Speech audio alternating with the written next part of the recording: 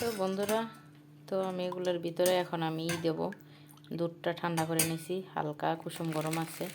তো এখন আমি এই লাচ্ছি সেমাই এই যে এগুলা দিয়ে দেবো।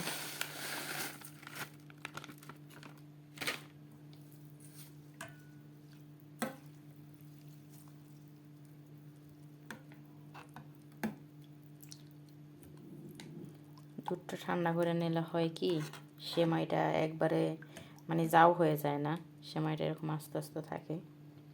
তো তার জন্যই দেওয়া আর কি। এখানে আমি আরও কিছু সেমাই দিয়ে দেবো।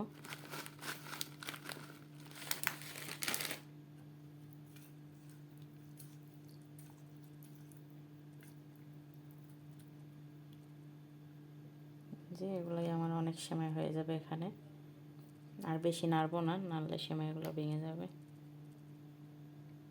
তো এইভাবে আপনারা বানায় ফেলাইতে পারেন, মানে লাচ্ছি সেমাই বাসায়।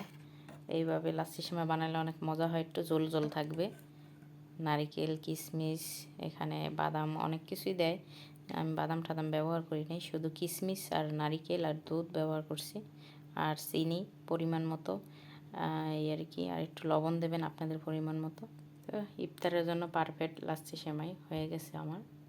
তো হ্যালো বন্ধুরা, আসসালামু আলাইকুম। আপনারা সবাই কেমন আছেন? ইনশাল্লাহ আমিও ভালো আছি। এই তো আজকে কাতারে দ্বিতীয় রমজানের ইফতার বানাচ্ছি আমি। এখানে আমি করতেছি। তো আমি এখানে সেমাই এগুলো বানাইয়া তারপরে এখানে কাটাকাটি করলাম, পেঁয়াজ কাটলাম, তারপরে এখানে একটা সালাদ বানাইতেছি আর কি। পেঁয়াজ, তারপর লবণ, তারপর শসা, তারপর টমেটো, পুদিনা পাতা, কাঁচামরিচ, ধনিয়া পাতা, একটা সালাদ বানাইতেছি এখানে আমি আর কি। তো এখন এখানে ছোলা আছে, ছোলা ওগুলা বের করতেছি। আজকে অত বেশি কিছু আনে নাই, কারণ এত বেশি খাওয়া হয় না। তো এই তো এক পিস জেলাপি আনছে, আর এখানে ছোলা আনছে। এখন আমি সালাডটাই করবো, মিক্স করবো এগুলোর সাথে, সবগুলোর সাথে মিক্স করে সালাডটা বানাবো সুন্দর করে মিক্স করতেছি আমি আর কি।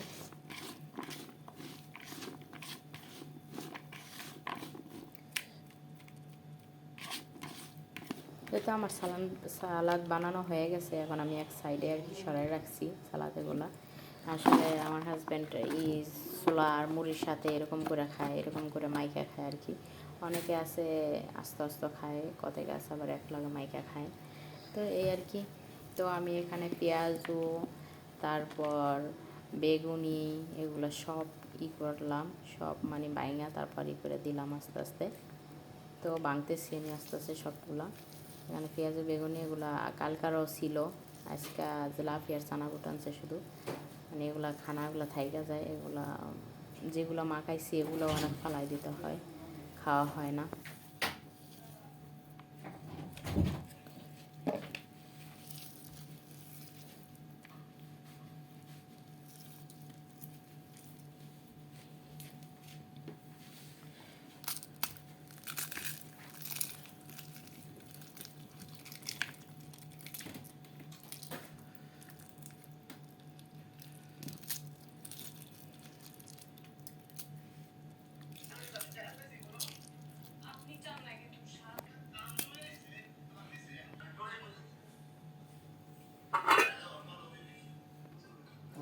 এখানে আমি সরিষার তেল দিয়ে দিতেছি।